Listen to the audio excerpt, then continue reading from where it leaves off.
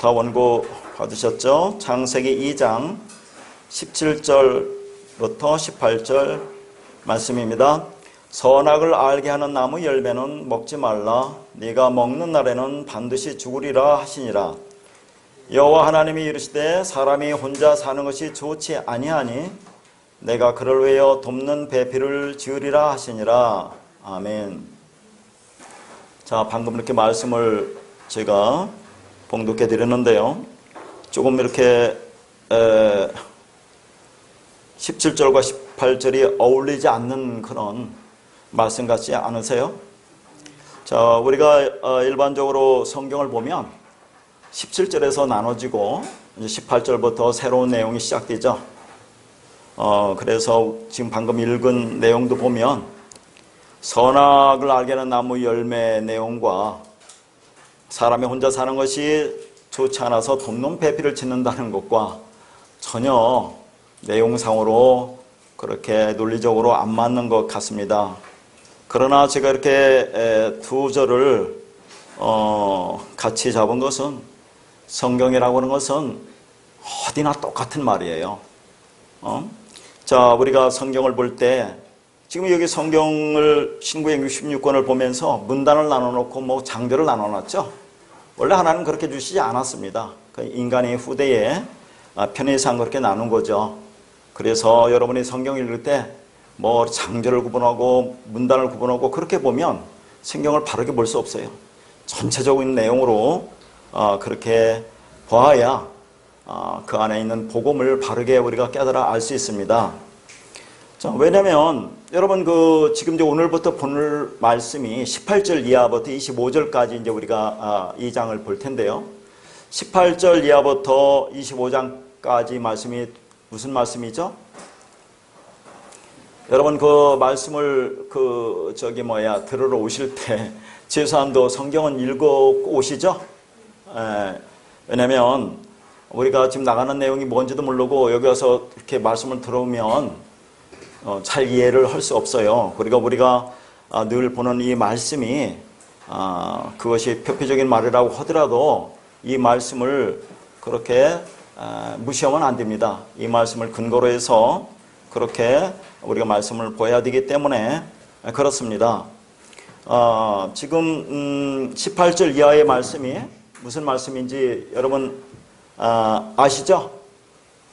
18절 이하의 말씀을 쭉 한번 생각해 볼게요.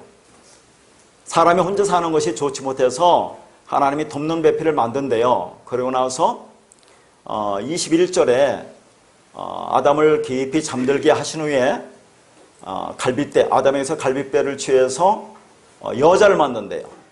그렇죠? 그래서 남자가 부모를 떠나서 여자와 그렇게 한 몸을 이룰지라 하는 내용이 이제 우리가 보아야 될 앞으로 내용이죠. 그러면은 이 말씀이 주로 여러분 딱 보면 인간의 결혼 문제를 하나님께서 만드신 거구나 이렇게 이제 우리가 생각할 수 있지 않아요? 이런 내용과 앞에서 우리가 이제 보면 9절부터 17절까지 내용을 쭉 우리가 살펴봤는데 9절부터 17절까지 내용이 뭡니까? 선악을 알게 하는 나무와 생명나무를 두시고 그래서 선악을 알게 하는 나무를 먹지 마라. 먹는 날은 죽는다 하는 그런 내용이 앞에 내용이잖아요. 그러면 뒤에 내용과 앞에 내용과 어떻게 좀 논리적으로 맞는 것 같습니까? 내용적으로 어떻게 좀 이렇게 연결되는 것 같아요? 전혀 아닌 것 같잖아요. 그러나 똑같은 내용을 반복해서 말하는 겁니다. 성경은 전체적으로 예수 그리스도 십자가 그 복음만을 전하지 다른 내용은 하나도 없어요. 그런데 여러분이 지금 쭉 이렇게 보시면서 우리가 이제 말씀을 들었겠지만 그렇게 선악을 알게 나무 생명나무 사이에 좀 뭐가 있어요, 여러분? 에덴에서 흘러내려온 4개의 강이 있잖아요. 그러면 선악을 알게 나무 생명나무 그 먹으면 죽는다 하는 그 사이에 왜 하나님께서 에덴 동산으로 나오는 4개의 강이라는 것을 두셨느냐 하는 얘기죠. 이것도 전혀 안 맞는 것 같지 않습니까? 그러나 우리는 그동안에 뭘 봤어요? 다 똑같은 복음으로 봤죠. 자, 선악을 알게 나무가 뭡니까? 예수죠. 율법이죠. 그 안에 생명나무, 그리스도가 있잖아요. 그러니까 선악 알게 나무를 먹고 율법을 우리가 열심히 행하려고 하다가 이것이 아니구나 깨닫고 알으면, 그래서 죽으면 그것이 생명나무를 먹는다, 생명이다. 그것이 말씀의 완성으로서의 죽음이라고 말씀드렸죠. 그러면 에덴 동산에 나오는 네 개의 강이라는 게 뭡니까? 에덴 동산 성전이죠. 성전에서 나오는 그런 네 개의 강물은 뭡니까? 완벽하게 진리를 전해주는 성령이라고 했잖아요. 자, 그러면 예수라는 그 안에 담겨있는 그리스도 진리가 나오는 거 아닙니까? 어린 양의 보호자로부터 흘러나오는 성령, 그것이 우리 안에 흘러들어오면, 우리 안에 성령이 임하면 내가 생명이 되는 거죠. 그러니까 똑같은 얘기를 반복하고 있는 거죠. 그러면 18절 이하에 지금 하나님께서 사람이 혼자 사는 건 좋지 않아서 내가 돕는배필을 만들겠다. 그래서 아담에게서 갈빗배를 취해서 여자를 하고 그것을 남자와 여자를 하나가 하는 것, 그것을 지금 말하는 이 얘기도 똑같은 복음을 얘기한다는 그런 말입니다. 그런데 이 안에 또 무슨 말이 있냐면 19절과 20절 사이에 뭐냐면 하나님이 만드신 흙으로 만든 각종 짐승이라든가 새라든가 가축을 아담이 또 이름을 짓는 그런 내용이 나와요.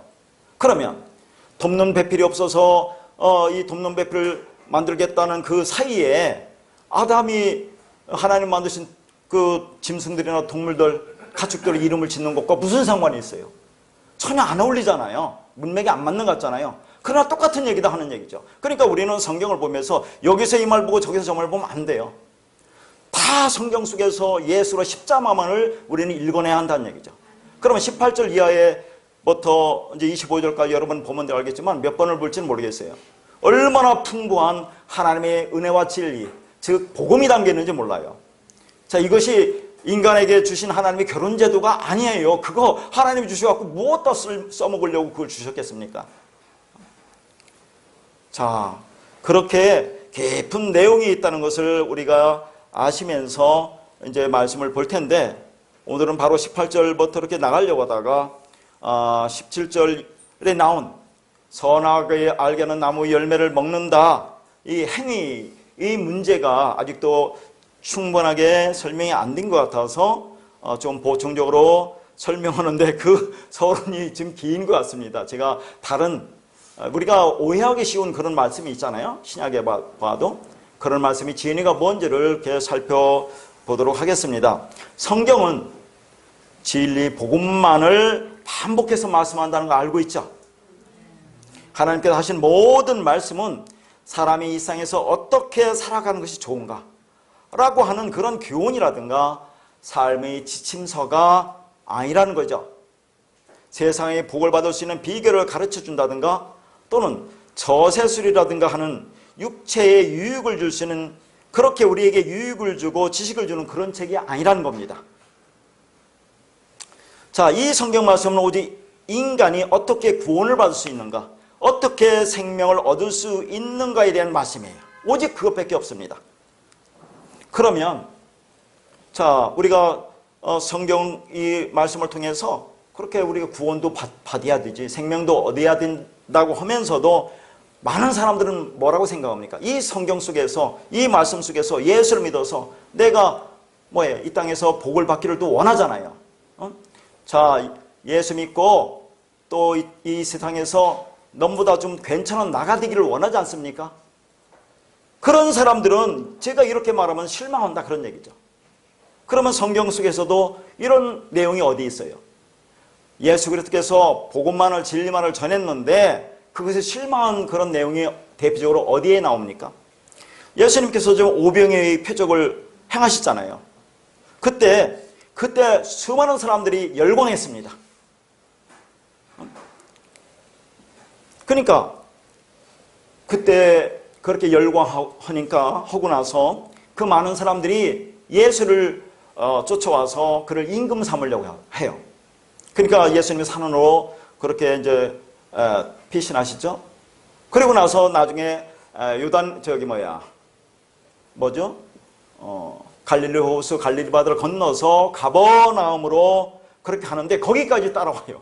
이 많은 사람들이. 왜냐하면 이 예수만을 임금으로 삼고 예수만을 따라다니면 이 땅에서 먹고 사는 문제는 내가 아무 걱정이 없을 거다, 이렇게 따라왔다 그 말이죠. 그때 예수님이 무슨 말씀을 합니까? 너희들이 나를 이렇게 따라온 것은 표적을 보고 온 것이 아니라 먹고 배불러서 왔다고 그렇게 말을 하죠. 지금 예수님의 오병이어의 기적을 행한 것은 그 안에 담기는 진리 복음이 있습니다. 그걸 가르쳐 주려고 했는데 인간들은 그거는 아무 관심이 없어요. 보지를 못해요. 먹고 배불러서 육신의 정욕, 안목의 정욕, 이상의 자랑을 위한 그런 말씀의 내용으로 보고 예수님을 그렇게 찾아오는 그런 내용을 보고 있습니다. 그리고 나서 예수님이 광야에서의 만나 이야기를 꺼내십니다. 그 만나는 너희 조상들이 먹고도 죽었지 않느냐. 그런데 그 만나는 원래 나의 이야기를 하는 것이다 라고 말씀하죠. 내가 하늘에서 내려온 산떡이다. 그렇게 하면서 나를 먹으면 영생을 얻을 수 있다고 그렇게 말씀을 하십니다. 근데 그러니까 그 유대인들이 뭐라 합니까? 서로 수군거리잖아요. 어떻게 자기 살을 주고 먹게 할 것인가 하고 그때부터 많은 사람이 예수님을 떠나갑니다. 그러니까 예수님께서 뭐라고 말씀하시냐면 제자들에게 너희들도 나를 떠나가려 하느냐라고 할 때 베드로가 뭐라고 합니까? 영생의 말씀이 있사온데 우리가 어디로 가오리까? 그렇게 말하잖아요. 그러니까 여러분이 이 시간에 여기 와서 이 영생의 말씀, 생명, 복음, 진리, 구원에 관한 얘기 말고 세상적인 유익을 구하려고 왔다면 떠나가야 한다는 얘기죠. 그거는 아무 관계가 없습니다. 성경은. 그래서 하나님 예수님께서는 오직 우리들에게 영생을 주는 그런 말씀을 하기 위해서 이 땅 오시고 그렇게 하는 것을 기뻐하신다는 얘기죠. 도대체 영생이 뭐길래 그 영생 주기를 주님께서는 기뻐하고 원하시느냐 하는 얘기죠. 우리는 오직 관심이 거기에만 있어야 됩니다. 일평생을 통해서 구원이 나에게 어떻게 이루어지는 것인가, 그것이 최고의 목표이고 오직 우리의 유일한 소망이 되어야 한다, 그런 얘기죠. 하나님도 그것만을 오직 목표로 삼으시고 그것만을 원하셨던 것을 우리는 알 수 있습니다.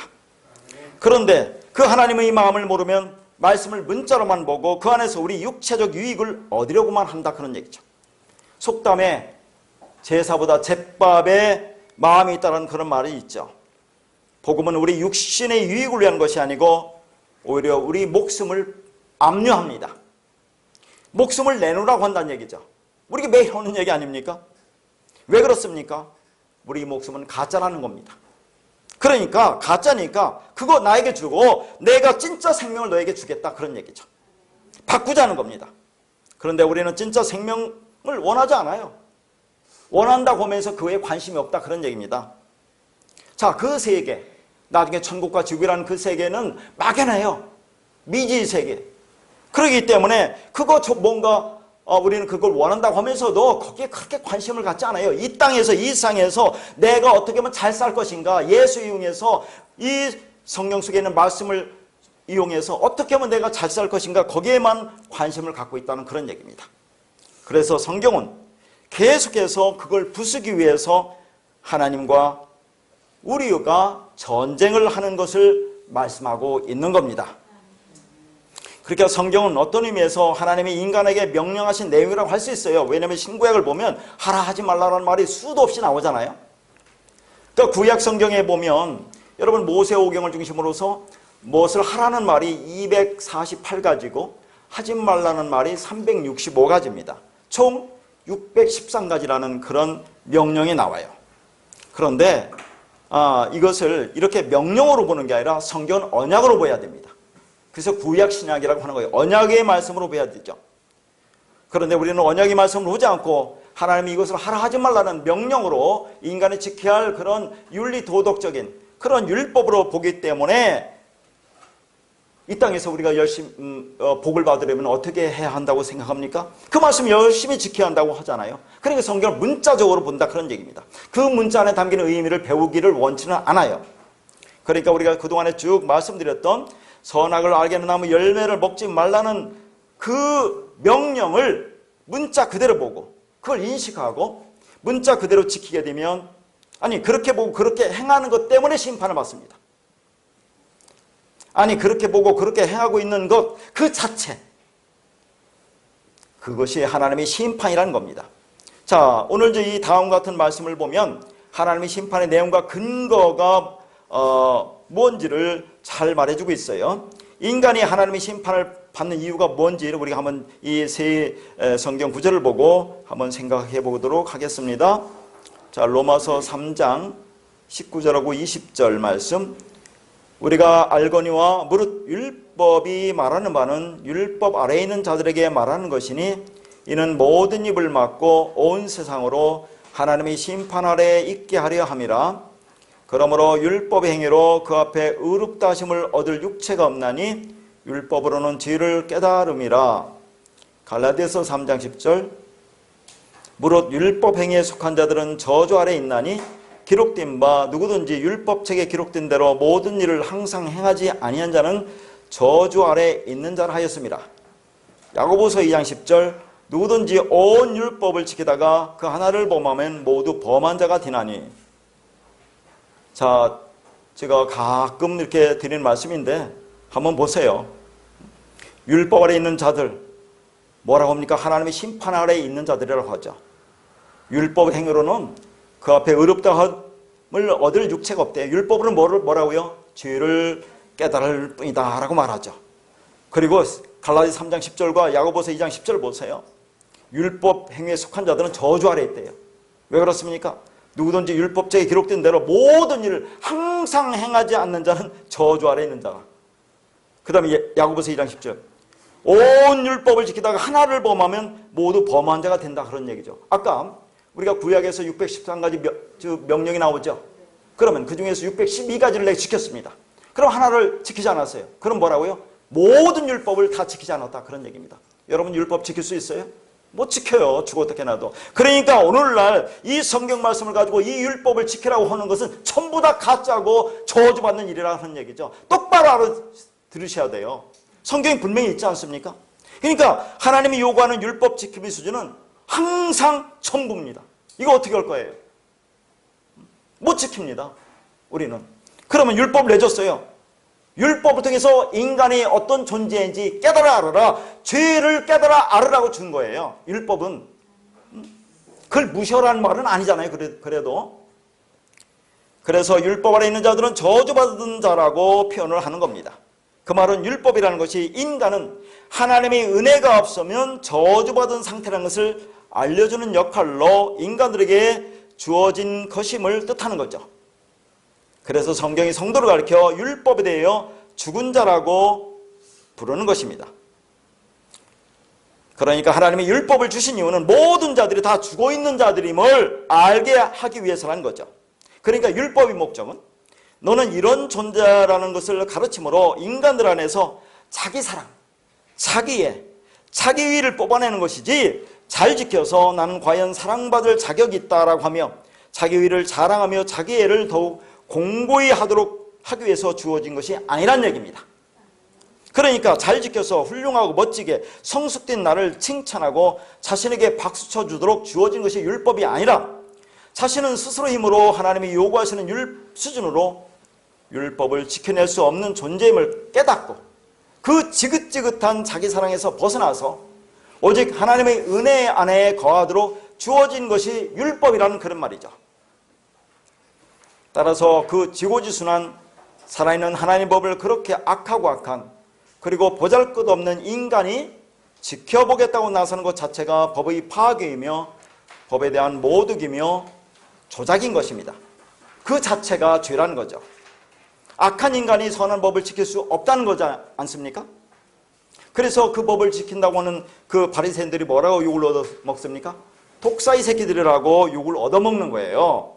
그들이 얼마나 율법을 지키려고 노력했습니까? 목숨 걸려고 지키려고 했잖아요. 그럼 하나님이 예수님이 땅에 와서 칭찬해 줘야 되는데 왜 독사이 새끼들이라고 하는지를 우리는 알아들어야 한다, 그 말입니다. 하나님의 법은 하나님이 되고 싶어하는 인간들의 연약함을 폭로하고 그들의 죄를 깨닫게 하기 위해 주어진 것이지 지키라고 주어진 것이 아닌 것입니다. 그럼에도 불구하고 서기관들과 바리새인들은 자기들의 몸으로 하나님의 율법을 끌어올릴 수 있다고 생각을 했어요. 그렇게 왜곡된 법이 인간의 몸에 투사되면 죄라는 녀석이 인간의 몸 안에서 꿈틀거리며 그 몸에게 무언가를 요구하게 되는데 그게 뭐라고요? 행위입니다. 행위라는 거죠. 그리고 그렇게 법을 지키려고 노력한 존재는 하나님이 주신 법을 지켜낸 대단한 존재가 되어 하나님의 거룩함 앞에서도 자신의 생존을 주장할 수 있는 대단한 사람이 되는 겁니다. 그렇게 내 몸, 내 자아가 내 삶의 목적이 되고 우상이 되면, 다른 말로 나라는 존재가 살아있으면 하나님의 법은 객체, 대상이 되어버립니다. 문제는 악한 주체가 선한 객체를 해석하고 소유하려 할 때 필연적으로 발생하는 것이 죄라는 것이죠. 그러니까 악한 것이 선한 것을 해석하고 소유하여 선한 것을 아래로 밀어내리려 하는 시도가 교만이지 않습니까? 그러니까 법과 분리되어 있는 살아있는 주체로서의 몸은 결국 죽을 때까지 죄만 양산해내는, 죄만 만들어내는 죄의 자동 판매기가 된다, 그런 얘기죠. 그래서 우리가 선악나무를 먹고 하나님의 법으로부터 분리되어 있는 모든 인간은 죄인이다 라고 그렇게 말을 하는 겁니다. 죽을 때까지 죄만 짓는다, 그런 얘기죠. 자, 다음 고린도후서 5장 10절에 보면, 자, 여러분들이 이런 말씀을 행위로 보면 어떻게 받아들일 것인가 한번 보기로 하겠습니다. 이는 우리가 다 반드시 그리스도의 심판대 앞에 나타나게 되어 각각 선악간에 그 몸으로 행한 것을 따라 받으려 함이라.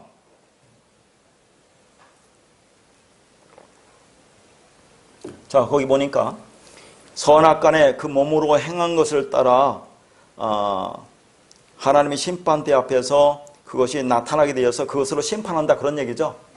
야, 선악간에 행한 거, 그러면 어떻게 하라는 얘기입니까? 여러분 이 말씀을 들으면 그러면 선을 행하라는 말입니까? 그러면 어떻게 하라는 말이에요? 선악간에 너희들이 행한 것으로 하나님 심판대 앞에 드러나서 그것으로 심판한다는데, 이 말씀을 들으면 이 땅에서 열심히 선을 행해야 하겠다는 생각이 안 들겠어요?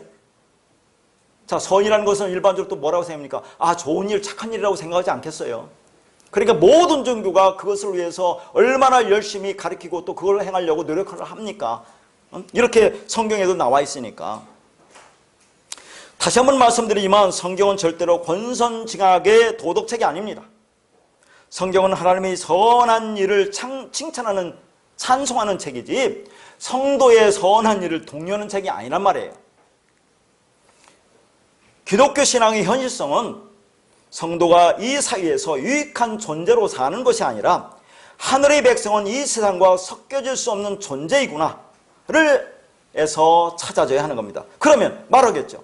그러면 기독교 신앙이 너무 종말론적이며 결전론적으로 치우쳐 있다고 그렇게 말하지 않겠어요? 그렇다고 해서 여러분 늘 이렇게 얘기한다고 해서 이 땅에 그러면 삶을 종말론적으로 그렇게 허무주의로 그렇게 모든 것을 내려놓고 그렇게 불성실하게 이 세상을 삽니까? 여러분 그렇게 살아요? 열심히 살잖아요. 우리는 오히려 소망 안에서 현실을 성실하게 살아냅니다. 이미 결정된 미래가 있기에 오늘을 나에게 허락하신 하나님의 뜻을 헤아리려 노력하며 하루하루를 성실하게 산다, 그 말이죠. 분명 것은 하나님의 심판이 있다는 거죠. 어디에 있습니까? 지금 여기에 있습니다. 언제 있습니까? 지금. 누구에게 있습니까? 저와 여러분에게 있다는 그런 얘기죠. 앞으로 미래의 심판이 있을 거다라는 것을 전제하기 이전에 심판이 지금 현재 진행 중이라는 그런 사실을 여러분이 알아야 된다는 얘기죠. 그러니까 하나님이 우리를 심판하는 기준은 선과 악 사이에서 그 몸으로 행한 것이라고 그렇게 말을 하잖아요. 여기다 행하다는 것은 뒤에도 써놨는데 플러스로 한다는 데 행하다, 플러스라는 건 뭐냐면 성취하다, 완성하다, 그런 말이죠. 그러니까 언뜻 보면 우리가 몸으로 행한 것을 따라 심판받는다고 그렇게 하니까 착한 행동을 한 사람은 그 행위에 따라 칭찬을 받고 나쁜 행동을 한 사람은 그거에 따라 심판을 받는다고 그렇게 이해할 수 있잖아요. 그렇게 되면 기독교와 다른 행위 종교와의 그 구원관이 무슨 차이가 있어요? 차이가 있습니까? 똑같죠. 기독교나 불교나 유교나 다른 모든 종교 그거랑 똑같잖아요. 행위에 따라 심판받는다고 하는 그 행위 종교와 기독교와 무슨 차이가 있습니까? 권선징악이라든가 인과응보라든가 스스로 돕는 자를 돕는 하늘이라는 이것이 기독교의 구원규리입니까? 어떻게 생각하세요?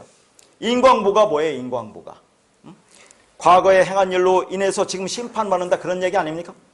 그러니까 지금 착한 일을 하면 미래에 그 착한 일에 따라서 하나님에 따라서 상급을 받는 것이고, 지금 악한 일을 하면 미래에 그 악한 일 때문에 하나님부터 심판받는다고 하는 것이 인과응보 아니냐는 얘기죠. 이것이 기독교 교리냐 하는 얘기입니다. 이것이 기독교냐 하는 얘기죠. 기독교는 정반대입니다. 잘 아셔야 돼요. 기독교는 인과응보, 즉 행위 저주를 끌어내는 겁니다. 행위 법칙에서 우리를 끄집어내는 거죠. 우리가 행위와 상관이 없는 존재가 되는 것이 기독교라는 그런 얘기입니다. 잘 알아두셔야 돼요. 그래서 인간의 윤리도덕 측면에서 악한 사람이 평생 악한 일을 했어도 악하게 천국 가고, 착한 사람이 평생 착한 일을 했어도 착하게 지옥 갈 수 있다는 얘기를 꼭 알아두셔야 한다, 그런 말입니다. 그러니까 본문은 행하는 것 자체에 대한 심판 이전에, 행한 대로 갚기 이전에 그가 행한 것이 선에 대한 것인지 악에 대한 것인지가 그리스도의 심판대 앞에 드러나게 된다는 그런 말이죠. 행하다가 아까도 다시 말했죠. 플러스. 이 단어는 단순히 몇 가지의 행동을 하는 것, 그 정도가 아니라 어떤 일의 결과, 성취, 완성을 의미하는 단어입니다. 쉽게 말하면 그가 그의 몸, 그 역사를 통해서 행한 것, 완성한 것, 그 결과물이 선이냐 악이냐가 그리스도의 심판대 앞에서 드러나게 된다, 그 말이에요. 하나님은 개별적인 행동 몇 가지를 고치고 칭찬받을 만한 행동 몇 가지를 한 사람에게 너는 선한 사람, 너는 악한 사람, 그렇게 심판하지 않으신다는 거죠. 개별적인 행동은 심판의 근거가 될 수 없다는 그런 말입니다. 하나님이 인간을 평가하시는 근거는 그의 존재가 선이냐 악이냐 그것으로 심판하십니다. 그러니까 본문은 선한 사람은 선한 행동을 했느냐, 악한 사람은 악한 행동을 했느냐, 그것을 묻는 게 아니라 네가 선이냐 악이냐 그걸 묻는 거예요. 인간의 존재가 선이 되려면 선한 행동을 계속 꾸준히 해서 선한 사람이 되는 것이 아니라, 이건 모든 종교가 추구하는 겁니다. 인식과 존재와 관련된 인지 변화를 통해서 선한 사람이 된다, 그런 말이죠. 개별적인 행동 몇 개가 아니라 인간의 존재, 그것이 무엇이냐를 그리스도의 심판대 앞에서 드러나게 하신다는 얘기죠. 그러니까 너희가 이 세상을 어떻게 바라보느냐, 이 역사를 어떻게 인식하느냐, 그것에서 그 선한 무엇이 나온다는 겁니다. 자, 이렇게 얘기하면 여러분 무슨 말인지 다 알아듣죠. 수도 없이 말했기 때문에 제가 얘기하고자 하는 말씀을 이해했을 줄 믿습니다. 기독교가 추구하는 목표는 인간은 어떤 종교적인 일을 행하는 자, 어떤 도덕 수준에 올라간 자를 만드는 것이 기독교의 목표가 아닙니다. 하나님은 인간을 어떤 종교적인 일을 잘하고 행하지 못한 것에 대해서 심판하고 칭찬하고 그러시는 분이 아니란 얘기죠. 그런데 많은 사람들은 어떤 일을 잘 행함으로 말미암아 하나님께 칭찬을 받고 싶어 한다는 그런 말이죠. 그러니까 하나님이 우리의 행위로 심판을 하시려면 반드시 전제되어야 할 조건이 있죠. 뭐가 전제되어야 되겠습니까? 너희 행한 대로 심판을 한다면 어떤 것이 전제되어야 되겠어요? 우리 행위에 절대적이고 완전한 자유가 있을 때, 그러면 그 행동으로 심판하실 수가 있습니다. 그러면 인간의 행동 속에 완전하고 절대적인 자유가 있느냐 하는 거죠. 있습니까? 없습니까? 그러니까 다시 말해서 인간이 자신의 행동에 대한 책임을 질 수 있으려면 완전하고 절대적인 자유가 있어야 된다고 한다면, 인간이 자신의 인생에 대해서 완전하고 절대적인 자유가 있느냐 없느냐를 묻는 거예요. 없지요. 인간은 태어날 때 어느 누구도 자신의 인생에 대한 자결적 능력, 자유로운 의지 안에서 자유롭게 선택할 권한 안에서 태어난 사람은 아무도 없습니다. 여러분 태어나니까 이 모양으로 태어났다고 제가 말씀드렸잖아요. 여러분 하는 행동에 대해서 책임을 지려면 이 땅에 나오는 것에 대해서 하나님과 상의하고 나왔어야 돼요. 여러분 부모님과 협의하고 나왔어야 돼요. 근데 나는 그냥 나오고 보니까 이 모양의 꼴로 나왔는데 그 행동에서 개별적인 행동 몇 가지 갖고 하나님이 그걸 갖고 심판하지 않으신다, 그런 말입니다.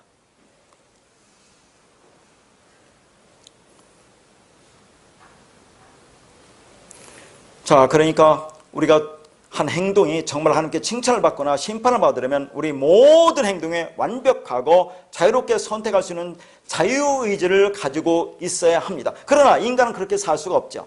그래서 하나님은 인간의 행위로 심판을 하지 않으십니다.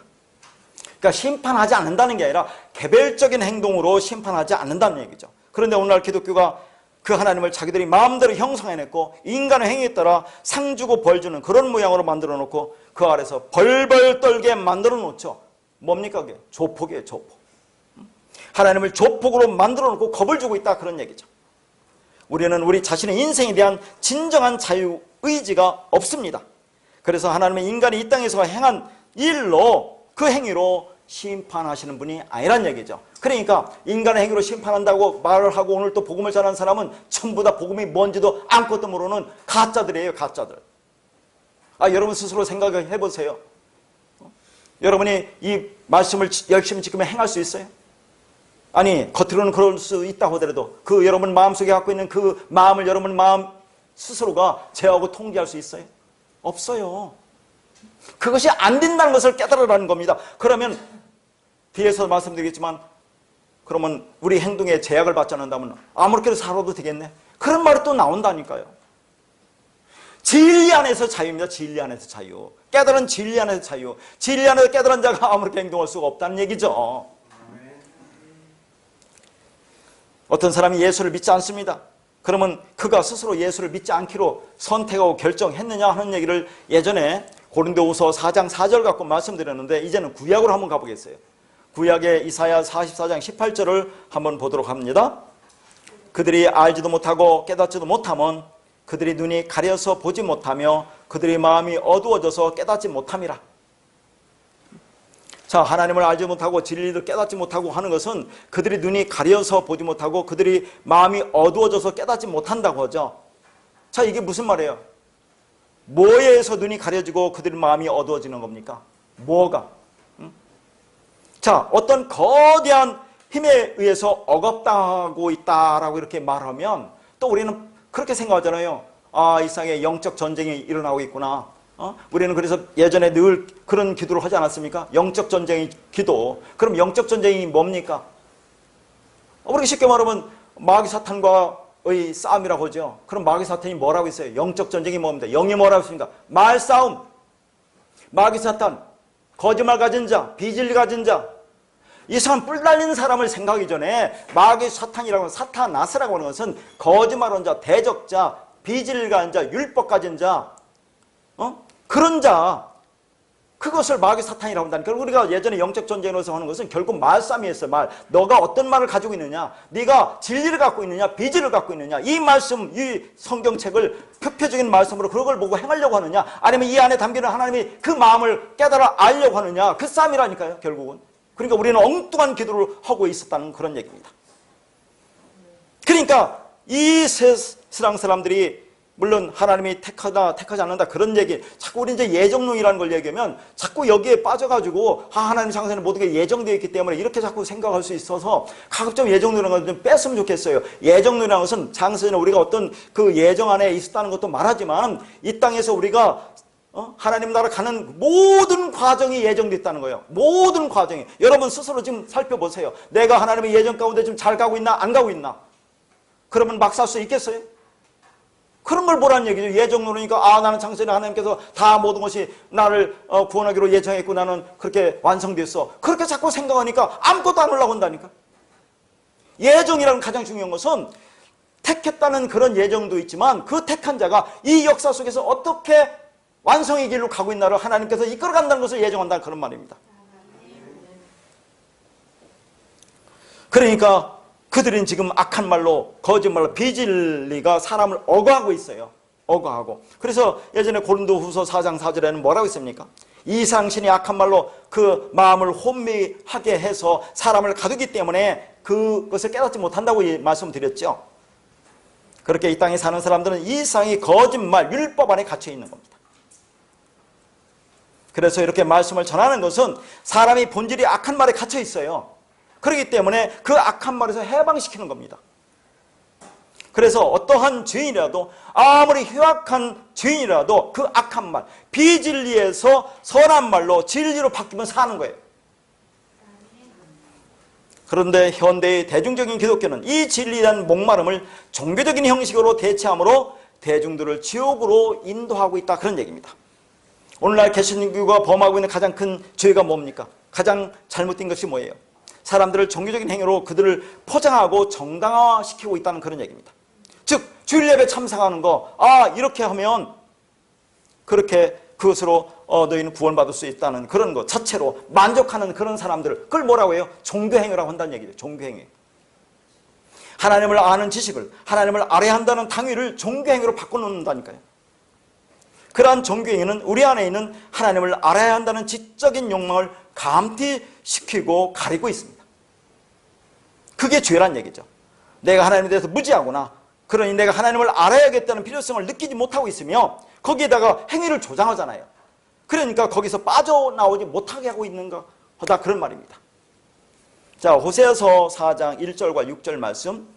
이스라엘 자손들아, 여호와의 말씀을 들으라. 여호와께서 이 땅 주민과 논쟁하시나니 이 땅에는 진실도 없고 인애도 없고 하나님을 아는 지식도 없고 내 백성이 지식이 없으므로 망하는도다. 네가 지식을 버렸으니 나도 너를 버려 내 제사장이 되지 못하게 할 것이요 네가 네 하나님의 율법을 잊었으니 나도 네 자녀들을 잊어버리리라. 자, 이스라엘 백성들이 왜 망한다고 합니까? 그들이 착하게 살지 않아서 망합니까? 율법을 지키지 않아서 망했어요? 아니면 다른 사람을 사랑하지 않아서 망했습니까? 그들이 얼마나 열심히 사랑 행위를 했습니까? 아니면 그들이 하나님을 잘 섬기지 못해서 망했습니까? 자, 그들은 성전에서 얼마나 열심히 하나님을 섬기는지 몰라요. 그 섬기는 열정, 그것은 식지 않았습니다. 희생제사를 얼마나 많이 열심히 드렸는지, 그 형식적인 제사, 예배를 따라갈 족속이 없을 정도로 진짜 열심히 드린 것이 이스라엘 민족 안에 유대민들 민족이죠. 그런데 그들은 하나님의 마음을 몰랐어요. 하나님의 마음을 모른 채 겉으로만 형식적인 제사만 계속 드렸다는 거죠. 그래서 하나님께서 구약 성경 말라기에서 뭐라고 합니까? 하나님께서 뭐라고 해요? 그 동물 그만 죽여라, 그런 얘기잖아요. 그 희생제사 그만두려, 내가 급히 역겹다, 더 이상 가져오지 마라고 하잖아요. 그러면서 너희들이 성전의 마당만 밟을 뿐이라고 그렇게 말씀하십니다. 성전의 마당만 밟는다는 것은 무엇입니까? 마당 밟는다는 것은 그 희생제를 통해서 계속 살인만 하고 있으니까 너희들이 나를 허는 거야, 이 성전을 허는 거야, 나를 죽이는 꼴이야 라는 그런 말을 하고 있다는 그런 얘기죠. 그런데 주님은, 아니면 성경은, 구약 성경은 그 제사를 드리라고 했어요? 안 했어요? 했잖아요. 율법으로 얼마나 자세히 제사자들을 주었습니까? 응? 주었잖아요. 그러니까 이스라엘 백성들이 열심히 그렇게 제사를 드렸죠. 근데 주님께서 나중에 뭐라 합니까?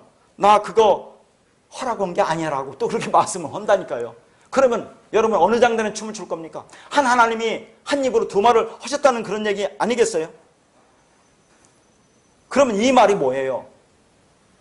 아니, 율법을 통해서 자세히 제사자들을 주고 나서 내가 그거 드리라고 했느냐 이렇게 말하는 그 하나님의 말씀은 무슨 말입니까? 너희들 이 제도를 통해서 너희들이 어떻게 구원을 받는 건지 아니? 어린 양이라는 그 죽음을 통해서 그렇게 너희들이 구원받는 거야 라는 걸 깨달아 알았으면 더 이상 안 드려도 돼, 그 말이에요. 지금 이걸 그렇게 깨달아 알라고 주셨잖아요, 하나님께서.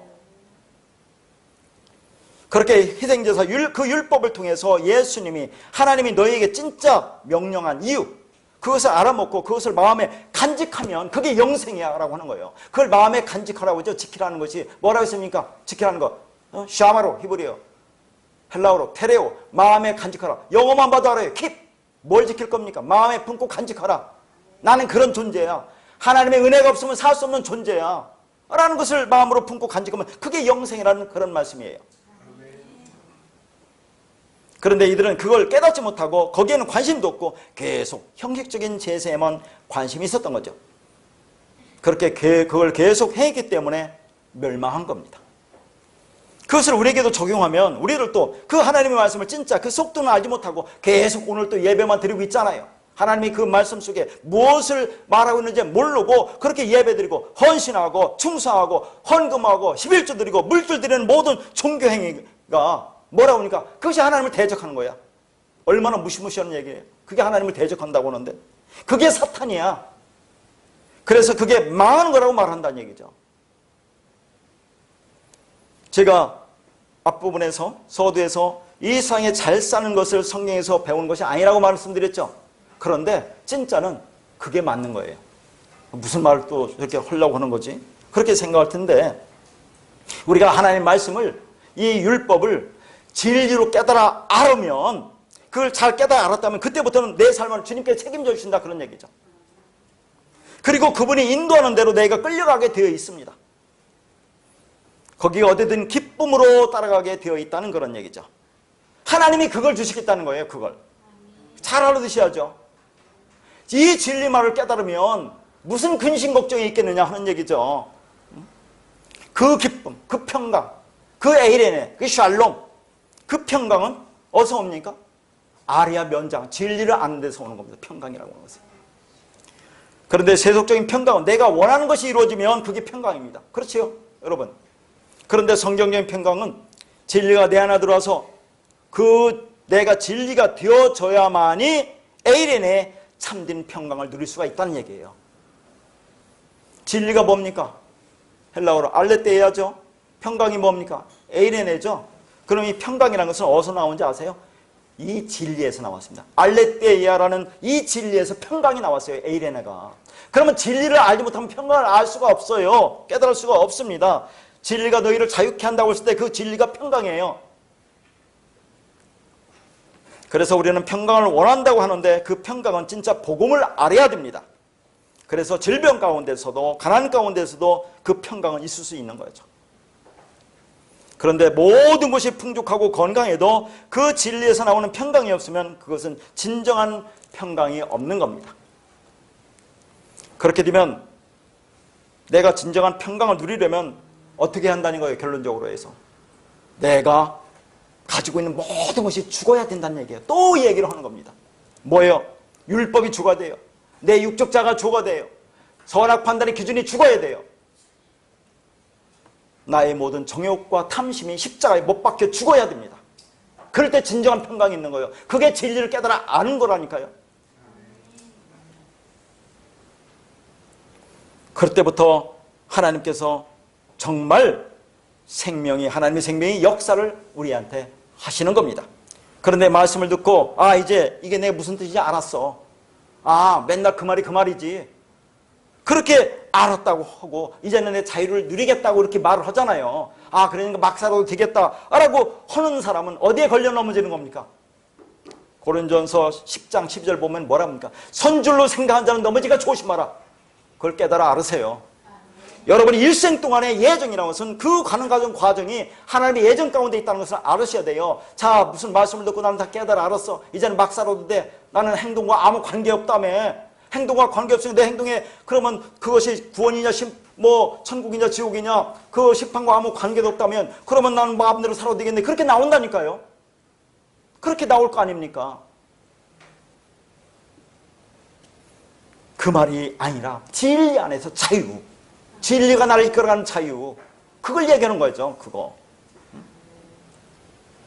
그래서 우리는 죽을 때까지 말씀을 들어도 오늘 찬송가 항상 듣던 말 좀 또 들려주세요.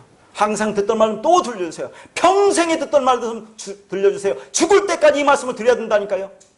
그렇게 매일매일 들어가면서 계속 말씀에 관심을 갖지 않으면 우는 사자가 있어요. 우는 사자. 이때 사자는 진짜 사자입니다. 나중에 말씀드릴게요. 이 우는 사자가 뭔지. 진짜 사자. 그렇게 우리를 삼키려고 돌아다닌다는 얘기 무시무시하게. 사자 하면 우리 잡아먹으려고 쫓아와버렸어요. 어떻게 감당하겠나. 그래서 우리를 삼키려고 우는 사자가 있어서 우리는 마음 놓을 수가 없다는 그런 얘기입니다. 그렇게 그들이 망하는 단 하나의 이유는 하나님의 아는 지식이 없기 때문에 망합니다. 하나님의 아는 지식. 그러면 율법적 행위가 그러면 필요하지요? 안 필요하겠습니까? 그러면 율법적 행위가 필요하다면 그 율법적 행위를 통해서 최종적으로 이루어야 하는 그런 것은 뭡니까? 율법적 행위는 전혀 필요 없다는 게 아니잖아요. 그걸 통해서 여러분이 실용적으로 이루어야 하고 얻어야 할 것은 뭐냐는 얘기입니다. 하나님을 아는 지식, 그리스도를 아는 지식이에요. 그게 율법을 주신 것은. 이것을 또 다른 말로 말하면 사람들이 하나님께 심판을 받는 이유는 겉으로 드러난 이 세상, 물질이나 이웃이나 나를 보이는 그대로 보고 그렇게 판단하고 그렇게 겉으로 드러난 것에 대해 매여 있기 때문에 우리가 심판을 받는다 하는 얘기죠.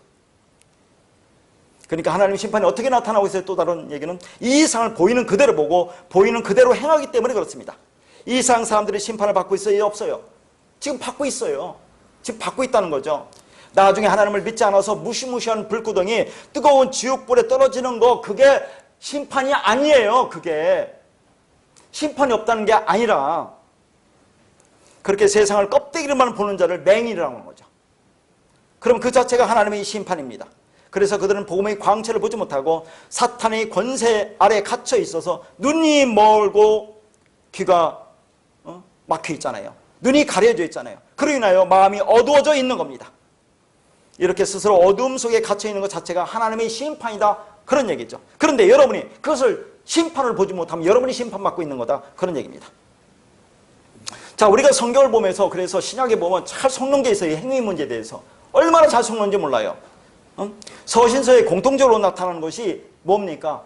자, 서신서 대표적으로 로마서나 에베소를 보면 전반부와 후반부로 나눠져 있어요. 여러분 잘 알죠? 로마서는 16장으로 되는데 11장까지는 하나님의 은혜에 대해서 설명하는데 12장 1절은 뭐라고 합니까? 12장 1절에 뭐라면은 너희 몸을 하나님이 기뻐하시는 거룩한 산제물로 드리라, 그렇게 얘기한단 말이죠. 그 다음에 에베소서는 6장으로 되어 있죠. 6장으로 되어 있는데 3장까지는 은혜를 말하고, 자, 4장 1절부터 뭐라고 합니까? 4장 1절에 뭐라 하면 너희가 부르심을 받은 그 일에 합당하게 행하라, 이렇게 얘기해요. 하자, 행하라고 하잖아요. 그러면 이런 말을 갖고 이거 행해야지, 이렇게 여러분 받아들일 거 아니겠어요? 행해야겠다고. 그러면 이때부터 행하라는 그 말은 어떻게 알아들이냐면 영적인 것으로 여러분이 염두에 둬요. 영적인 것. 이 행하라는 것이 뭔가 영적인 것으로 여러분이 받아들여야 한다는 얘기죠. 여러분이 요한복음 13장 34절에 보면 뭐라 합니까? 주님께서 내가 너희를 사랑같이 너희도 서로 사랑하라. 내가 새 계명을 너에게 주노니 내가 너희를 사랑같이 서로 사랑하라, 그런 얘기죠. 어떻게 사랑할 겁니까? 어떻게 사랑할 거예요? 요한복음 14장에는 내 계명을, 나를 사랑하면 내 계명을 지키라는 얘기도 있죠. 나를 사랑하면 내 계명을 지키라. 지키라는 것이 아까도 말처럼 테레오라고 있어요. 그걸 마음에 품고 간직하라, 그 말이죠. 그걸 지키려고 할 거 아닙니까? 그러면 우리가 하나님을 사랑해야 구원을 받는데 사랑하면 계명을 지키라는데 어떻게 지켜서 구원을 받을 거냐 하는 얘기잖아요. 그러면 이 말씀은 뭡니까? 서로 사랑하라. 새 계명을 준다니까요. 내가 너희를 사랑같이 서로 사랑하라. 어떻게 사랑할 거냐, 그런 얘기입니다. 주님은 우리를 어떻게 사랑하셨어요? 한번 말씀해 보세요. 주님은 자신을 주어서 그 생명을 주었잖아요. 그게 주님의 사랑입니다. 그러면 우리는 그와 같이 우리도 이웃을 사랑해야 될 거 아닙니까? 서로 사랑해야 될 거 아니에요. 그러면 우리는 그러면 어떻게 사랑할 겁니까? 내가 받은 그 생명을 이웃에 나눠주는 게 사랑이라니까요. 그 생명, 그게 뭡니까? 그 사랑이 진리, 말씀이잖아요. 하나님이 주신 말씀, 진리를 내가 받았으니까 그것을 이웃에 나눠주는 게 사랑이라니까, 다른 게 사랑이 아니라. 왜 윤리 도덕적인 사랑, 세상적인 사랑을 교회에서 얘기하느냐, 그 말입니다. 그거 하지 말라는 게 아니라 그건 성경이 말하는 사랑이 아니라니까요. 사랑이 뭡니까? 아가페. 아가페가 뭡니까? 하나님의 이름. 하나님은 사랑이시다라고 했잖아요. 하나님의 이름이 사랑입니다. 이름이 뭡니까? 말씀, 진리죠.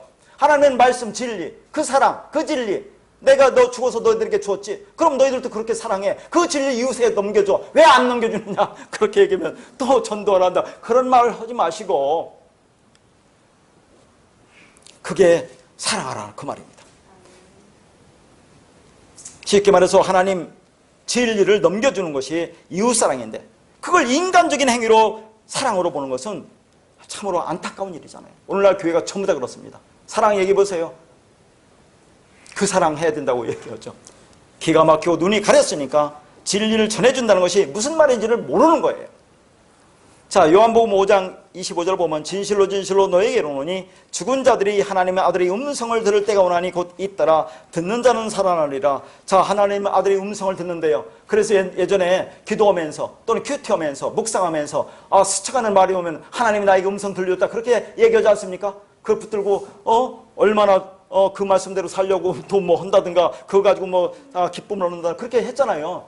그거 자기 생각이지. 자기 알고 있는 말을 또 생각이 나면 그 말, 그 하나님이 주었다고 한다니까, 하나님 음성이 들렸다고 한다니까, 그렇게 얘기합니다. 여기서 음성이라는 것은 빛을 얘기합니다. 빛, 하나님의 영광스러운 복음의 광채, 그 빛, 그 말씀, 그 진리가 나한테 들어오면 그 말씀이 나를 알게 한다, 그런 얘기죠. 그 복음으로, 진리로. 그러면 그 말씀이 임하면 내가 살아나는 겁니다. 그러니까 인간적인 그런 사랑은 하나님 나라에 아무 쓸모가 없는 거죠. 아니 인간이 할 수 있는 거 하나님 나라에 무슨 필요가 있느냐는 얘기죠 자꾸. 아니 인간이 하는 그 쓰레기 같은 그 일들을 하나님 나라에서 무엇다 써먹으려고 자꾸 그 인간적인 일을 강조하고 그것을 행위를 부추기고 그거 가지고 칭찬받고 그거 가지고 복받고 그거 가지고 천국 가려고 승급받려고 하느냐는 얘기예요. 하나님은 그거 관심 없다니까. 인간이 쓰레기 같은 그 행위의 행동 무엇다 써먹으려고 그걸 하느냐 그런 얘기입니다. 근데 모든 종교가 그걸 추구하잖아요. 사랑을. 그렇잖아요. 그래야 안 그래요? 모든 종교가 추구합니다. 사랑을. 그러면 그들도 추구하잖아요. 그러면 그 사랑을 추구하면 그들도 진리 알았네. 그럼 그들도 다 구원받겠네. 그럼 기독교와 다른 종교와 차이가 뭐가 있어요? 아무 차이가 없죠. 그 사랑, 인간적인 사랑, 윤리도덕적인 사랑, 세속적인 사랑, 그거 전부 다 강조하잖아요. 누구나 다. 그럼 그들도 잘하잖아요. 다른 종교인들도. 예수 믿지 않는 사람들, 종교 갖지 않는 사람도 잘하고 있는데 그럼 진리를 깨달아 알았네. 그러면 그들 다 구원받아야지. 그러면 기독교와 다른 종교 차이가 아무것도 없죠. 뭐가 있습니까 그게? 빌립보서 2장 12절. 그러므로 나의 사랑하는 자들아 너희가 나 있을 때뿐 아니라 더욱 지금 나 없을 때에도 항상 복종하여 두렵고 떨림으로 너희 구원을 이루라. 자, 이런 말을 들어보면 얼마나 두렵습니까? 항상 복종하래요. 말씀에 복종하랍니다. 그래서 두렵고 떨림으로 너희 구원을 이루라고 이런 말을 가지고 그런 말씀을 받았으면 어떻게 행동하겠습니까? 그렇지. 하나님 말씀에 순종해야지. 복종해야지. 그러면서 얼마나 이 말씀을 이루려고 두렵고 떨린 마음으로 행하려고 하겠느냐는 얘기죠. 자, 이 말씀은 지금 바울이 빌립보 교회에게 하는 말이죠. 바울이 빌립보에서 말씀을 전했을 때뿐 아니라 지금 로마 감옥에서 쓰고 있는 옥중서신의 이 빌립보서가 거기에서 지금 이 말을 하고 있다는 얘기죠. 그러면 복종하라 하는 말이 뭐냐는 얘기예요. 복종하라. 이게 그래서 원문이 필요한 겁니다. 여기 보면 복종이라는 것이 휘파코라는 그런 단어입니다. 휘파코는 아쿠오라는 단어에서 왔는데 아쿠오는 듣다, 이해하다, 깨닫다예요. 자, 그러면 휘파코는 뭡니까? 자, 경청하다, 이해하다, 깨닫다. 뭘? 듣는데 잘 듣는 거, 깨닫는 거, 뭘로? 율법을 진리로 깨달아 듣는 거, 이게 복종한다니까요. 뭘 복종할 겁니까? 그 내용을 진리로 들을 수 있는 것, 그 상태, 그것이 잘 듣는 거예요. 그게 잘 순종하는 겁니다. 하나님의 말씀을 진리로 잘 듣는 것이 복종이고 순종이다 그런 말이죠. 그러면 사무엘서 보면 제사가 순종이 제사보다 낫고 듣는 것이 수양의 기름보다 낫다고 하죠. 순종 듣는 거, 그거 말씀을 진리로 잘 깨닫는 것이 제사와 수양 기름 뭡니까? 율법이죠. 그것보다 낫다고 하는 거예요. 그렇게 들어야 된다 그런 말입니다. 옛날에 다 한 말씀이에요. 자, 여러분이 지금 기억이 안 나서 그렇지. 그러니까 자꾸 여러분 듣는 거 보면 몇 번씩이나 듣는지 모르겠지만은 옛날 것도 자꾸 이렇게 해상해서 듣고 계속해서 들으면서 그게 가셔야지 보면 별로 안 듣는 것 같아요. 그러고 이따 말씀드리겠습니다. 그런 말은. 성경에서 순종하는 것도 똑같은 거예요. 하나님께 진정으로 순종하는 것은 뭡니까? 하나님의 말씀을 진리로 듣는 거. 그게 복종이고 순종이라니까요. 그거 하나밖에 없습니다. 근데 이스라엘 백성들이 잘 알아들었습니까? 못 알아들었잖아요. 그러니까 계속 희생제사만 드리고 있는 겁니다. 그 이스라엘 백성들이. 그리고 두렵다는 것은 거기 포보스라는 단어인데 이 두려움이라는 것은 자, 그 하나님에 대해 앞에서 우리가 내가 이게 죄를 지으면 나를 지옥 보내지 하고 두렵고 떨림으로 이렇게 말씀을 지키려고 하는 그런 두렵고 떨림이 아니라 경외함, 그 하나님을 존경함, 공경함 그런 뜻이에요. 이 두렵다는 말은. 그러니까 하나님을 경외하는 마음으로 존경하는 마음으로 그 진리 복음을 들으라 그런 말입니다. 그 다음에 떨림이라는 것은 트로모스라는 그런 단어인데 이게 트레모에서 왔습니다. 트레모도 두려워하다 무서워하다인데 아까 두려워하다 무서워하다 두렵다 이게 뭐라고 했어요? 아까 위에서 포보스라고 있죠? 똑같은 말이에요. 그 경외함에서 오는 떨림, 그 경외함에서 오는 거룩한 그런 떨림을 말합니다. 그러니까 복종하면 따라오는 태도, 말씀을 진리로 들으면 나머지는 그게 따라옵니다. 그러니까 우리가 막 사는 게 아니란 얘기입니다. 모든 말, 어떤 상황이든지 너희들은 말씀을 항상 진리로 이해해야 된다 그 말이에요. 자, 디모데후서 5장 6절. 향락을 좋아하는 자는 살았으나 죽었느니라. 이런 말씀 어떻게 해석할 겁니까? 향락을 좋아하는 자는 살았으나 죽었대요. 향락이라고 생각하면 자, 이 말씀을 문자 그대로 보면 향락이 뭡니까? 이 땅에서 좀 뭔가 파락적이고 유흥 같은 그런 거, 좀 이렇게 노는 것이 우리가 노는 것을 향락이라고 하지 않잖아요. 놀 때 조금 이렇게 안 좋게 노는 거라고 볼 수 있을까? 뭐라고 표현해야 될지 모르지만 그런 자는 살았으나 죽었대요. 자, 옛날 성경은 이곳에 일락이라고 했습니다. 향락, 일락. 자, 그 말이 무슨 말이냐 그런 얘기죠. 그러면 그렇게 세상적으로 놀고 그러면 그것이 죽은 겁니까? 그런 얘기예요. 교인이, 성도가 교회 안 나오고 오늘 산으로 들러 놀러 가면 그게 향락인데 그게 죽은 거냐 그런 얘기를 하는 거 아닙니까? 그 향락이라는 단어가 뭐랍니까? 스파탈라오라는 단어인데 이 단어는 뭐냐면 내가 감지하는 대로 사는 걸 말해요. 잘 들으셔야 돼요. 감지하는 대로 사는 거. 그러니까 진리복음을 내 안에 진리복음이 들어있잖아요. 진리가. 그러니까 내 안에 어떤 것이 형성되어 있습니까? 비진리, 율법이 형성되어 있을 거 아니에요. 그러니까 내 안에 율법으로 되어 있는 존재 속에서 나오는 것이 뭐겠습니까? 내가 진리로 되어 있지 않고 율법으로 되어 있어요. 내 안에 존재가 비진리로 형성되어 있어요. 그러면 율법, 그 비진리에서 나오는 그 말, 즉 감각으로 나오는 말, 예를 듣겠습니다. 그걸 향락이라고 하는데 누군가 주일에 빠졌어요. 산으로 놀러 가려고, 들로 놀러 가려고. 그러면 율법 구조 속에 있는 사람은 뭐라고 할 겁니까? 우리는 그렇지 않잖아요. 너무 인원이 없으니까 안타까운 건 있지만 그런 거 관계없어요. 그러면 율법 구조 속에 있는 사람 뭐라고 할 거냐 이 말이에요. 야, 너 주일에 빠지면 티니? 그 지옥 가. 그렇게 할 거 아닙니까? 그게 감각으로 해서 나오는 말이라니까. 그게 향락이라는 얘기요. 그러니까 우리가 어떤 교인이 뭐 주일에 얘 빠지고 놀러 가는 게 향락이 아니라 그런 사람 보고 너가 잘못됐다고 하는 게 향락이라니까요. 그게 내 감각에서 나오는 말, 이렇게 엄청나게 차이가 있는 거예요. 내 감각적으로 내 생각 속에 율법적 구조 속에서 판단할 때 아, 그거 나쁜 거예요, 잘못된 거예요 라고 나오는 그 말이, 감각으로 나오는 말이 그게 향락이다 그 말입니다. 정반대로 성경을 보고 있는 거예요. 왜 이걸 향락이라고 써놨는지는 모르겠지만 그게 살아있는 것이 아니고 죽었다는 얘기죠. 다시 말해서 자, 복 받으려면 11조 해야 된다 얘기하잖아요. 헌금 많이 해야 된다, 헌신, 몽성, 충성해야 된다고 말하는 것이 이게 향락입니다. 그렇게 말하지 마세요. 육체적인 감각적 사실로 말하고 아는 것을 향락이라고 하는 거죠. 현실적인 논리로 신앙생활을 하는 것. 우리가 하나님을 잘 섬기면 하나님도 좋아하시고 하나님도 우리에게 복 주신다. 이게 인간적인 논리잖아요. 모든 종교가 다 그렇지 않습니까? 모든 종교가. 그러면 사람이 들을 때 그 말을 하면 틀렸다고 생각해요? 수천 년 동안 인간의 생각 속에서, 인간의 의식구조 속에서 그렇게 면면에 내려왔잖아요. 모든 종교. 우리는 연약하니까 어떤 절대적인 사람을, 어떤 절대적인 것을 실어놓고 그것을 열심히 섬겨서 그들로부터 내가 원하는 것을 얻는 것을 우리가 종교적인 형태로 지금까지 그렇게 믿어오고 그렇게 생각하고 있지 않습니까? 그러면 기독교도 마찬가지 아니에요. 모든 종교가 다 그걸 추구하는데 기독교도 당연히 우리가 하나님을 믿으면 하나님께서 우리에게 좋은 걸 주실 거야, 열심히 헌신, 몽상, 충성하면 복 줄 거야, 그렇게 생각하지 않습니까? 그럼 그걸 다 맞다고 생각하죠. 오늘날 저처럼 이렇게 말하는 것은 저게 무슨 말이냐 하라고 할 거 아닙니까? 이해를 못 한다니까. 그게 반대니까. 그게 향락이라니까. 그게 향락.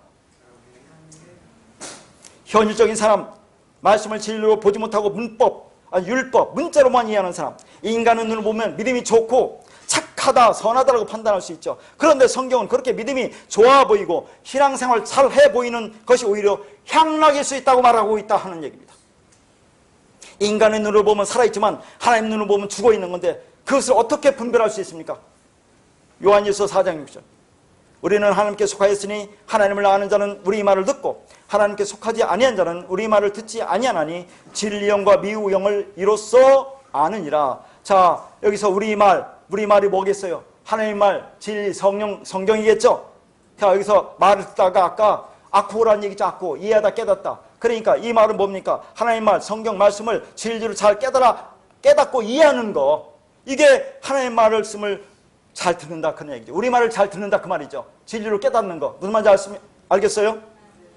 그러니까 우리가 말을 전할 때, 진리를 말할 때 그것을 율법으로 들으면 그게 뭐라고요? 미오구영이라고 하는 겁니다. 그러면 누가 진리 말을 하는지 어떻게 알 수 있어요? 여러분 어떻게 합니까? 제가 이런 말을 하면 여러분 그게 맞는지 안 맞는지 어떻게 알아요? 제가 늘 얘기했죠. 여러분한테 그 말이 있기 때문에 그 말을 하면은 말로 알아듣는다고 했죠.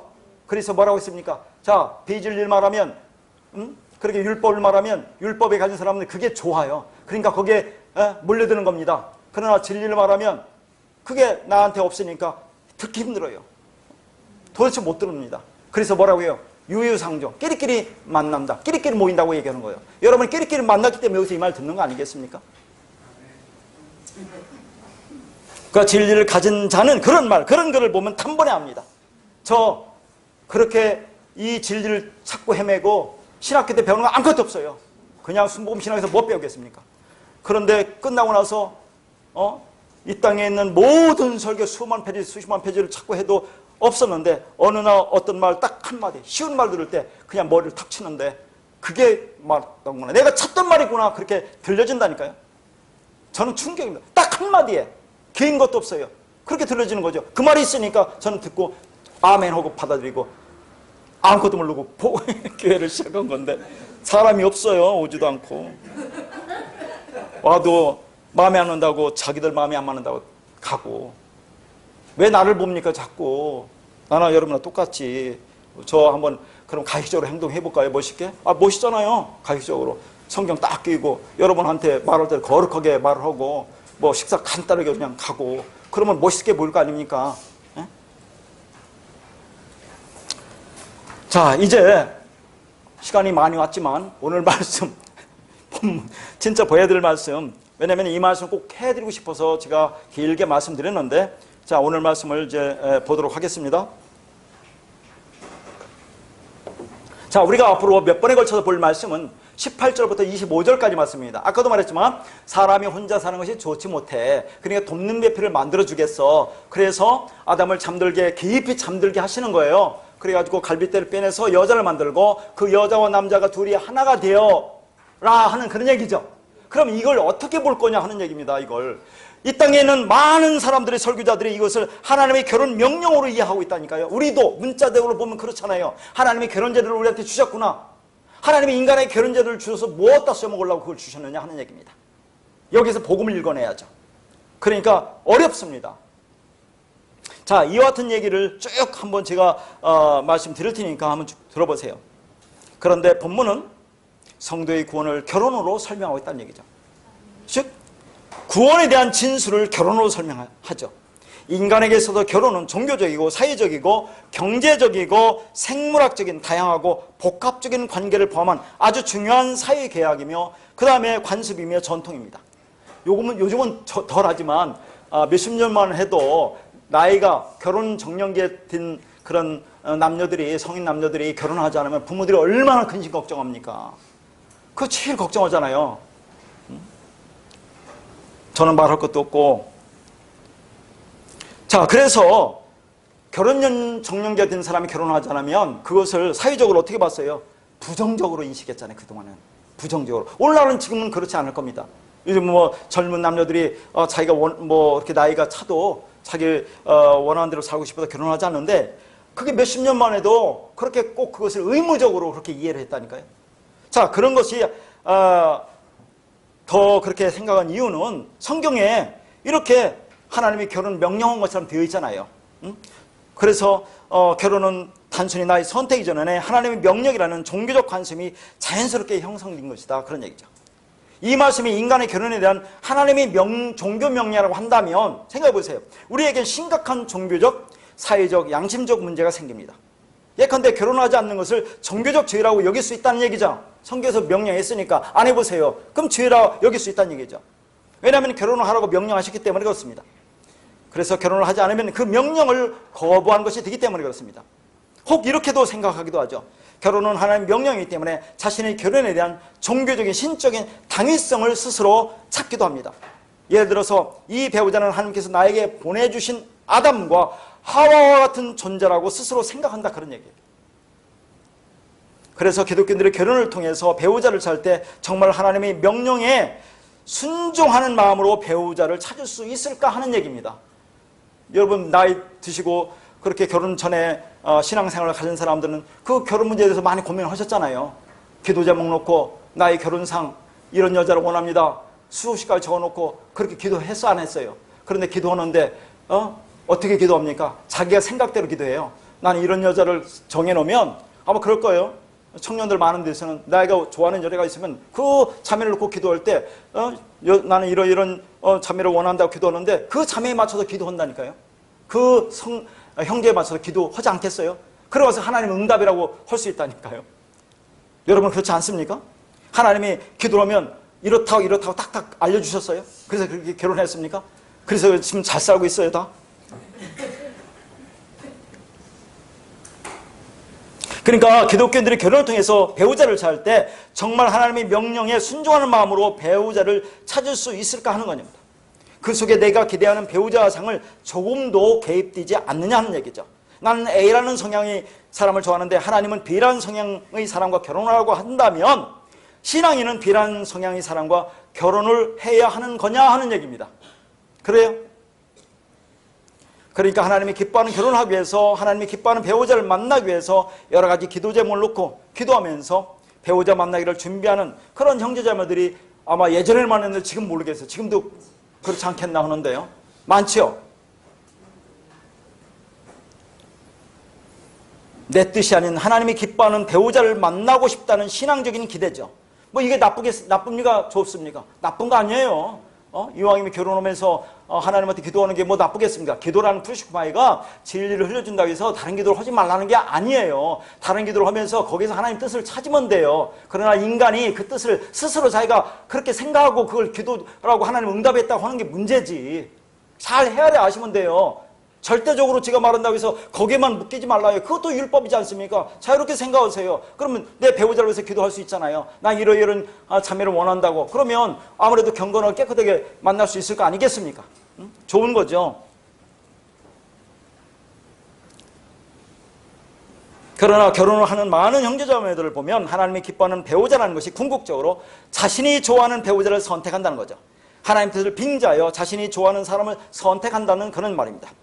이런 류의 생활 방식이 기독교인들에게 무의식처럼 내재되어 있죠. 하나님이 기뻐하는 자녀 양육 방법은 무엇인가? 그런 책도 많이 나왔지 않습니까? 하나님 기뻐하는 가정은 어떻게 세우는가? 하나님이 기뻐하는 직장 생활이란 무엇인가? 하나님 기뻐하는 이성교제는 무엇인가? 하나님이 기뻐하는 재정관리는 어떻게 해야 되는가? 여러분 그 재정관리에 관해서 유튜브에 많이 올라왔던 그 내용 알죠? 기독교인들이 어떻게 재정관리 해놓는 게 좋은가? 참 기가 막혀. 그 열광했어요. 저 몇 년 전인가 그걸 어떤 전서가 권했는데 저는 그 당시에도 그런 거 관심이 없었습니다. 저는 그 당시에도 아이고 참 아니 그거 배워서 성경에 그거 재정관리 그 돈 버는 방법을 가르쳐줬나 모르겠어요. 그거 하라고 말하더라고. 얼마나 좋은 얘기인지 모르겠다고. 저는 아무런 관심이 없었어요. 그런 것도. 지금도 관심이 없지만 하나님의 기뻐하는 교회는 무엇인가? 이런 식으로 하나님과 신앙의 대의를 위해서 우리 삶의 다양한 영역을 해결하는 의도를 우리는 가지고 그렇게 신앙생활을 하였습니다. 그동안에. 이런 류의 질문과 기대와 소망은 결국 누구를 기준으로 결정해? 결국 궁극적으로 하나님입니까? 여러분입니까? 나죠. 나를 기준으로 결정하잖아요. 결국은. 그러니까 오늘 본문의 성경을 읽고 해석하면서 하나님이 아담에게 돕는 배필로 하와를 보내주셨던 것처럼 우리에게도 아담과 같은 남편, 하와와 같은 아내를 찾는 근거로 이 본문을 사용한다는 것은 어떻습니까?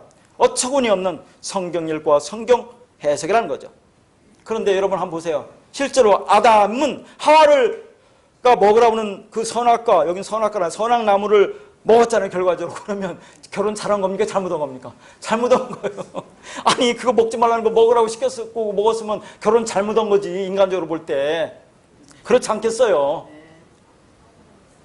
그러니까 다수의 기독교인들은 그러니까 이 말씀을 주관적으로 읽고 설교도 주관적으로 들어요. 그렇게 성경을 읽고 설교를 들으면 예수를 통해서 나타난 구원의 내용을 알지 못한 채 무지와 오류와 왜곡에 가득 찬 종교인들이 되는 겁니다. 결론적으로 말씀드리면 아담에게 돕는 배필을 주신다는 이 본문은 뭡니까? 그리스도와 교회에 관한 구속사적인 이야기를 하는 겁니다. 첫 번째 아담으로 오신 예수를 통해서 어떻게 교회가 탄생되는지를 설명하는 거예요. 결국 하나님의 구속사는 인간의 역사를 통해서 하나님의 백성으로서의 예수의 신분을 만드시는 것이라 할 수 있습니다. 그래서 성경에서 구원에 대한 상징적 언어로 자주 사용되는 것이 뭐예요? 결혼이죠. 그래서 뭐라고 했습니까? 창세기는 이렇게 결혼을 시작하고 요한계시록은 뭡니까? 어린 양의 혼인잔치로 끝이 납니다. 그래서 성경은 구원을 결혼으로 설명하고 있어요. 그러니까 지와 악에서의 구원이라든가 무슨 지옥에 갖는 차원에서의 구원이라든가 또는 마음의 평온과 위로를 얻는 그런 차원에서의 구원 등 이와 같은 거 이런 식의 부분적인 설명이 아니라 성경에서 아주 선명하고 분명하게 드러나고 있는 구원에 대한 비유, 메타포는 뭐예요? 결혼입니다. 결혼이라는 내용으로 구원을 설명해주고 있는 거죠. 자, 그러니까 이제 오늘 본문을 보고 이렇습니다. 자, 보세요. 본문을 보고 하나님의 아담을 지어놨어요. 지어놓고 이렇게 혼자 사는 모습을 이렇게 관찰해 보니까 뭔가 혼자 사는 것이 안쓰럽기도 하고 안 좋아 보여요. 지금 좋지 않다고 그랬잖아요. 좋지 않아 보여요. 아, 이러면 안 되겠구나. 여자를 지어줘야 되겠구나 하고 여자를 만드는 것입니까? 그렇다면 정말 하나님이 그 완전하신 하나님이겠어요? 아니, 하나님이 아담을 지어놓고 보니까 뭐가 부족해. 좋지 않아. 영 마음이 안쓰러워. 그래서 여자를 이렇게 만들어 주었다면 그 하나님이 완전하신 하나님이냐고 하는 것을 묻는 겁니다. 아니죠?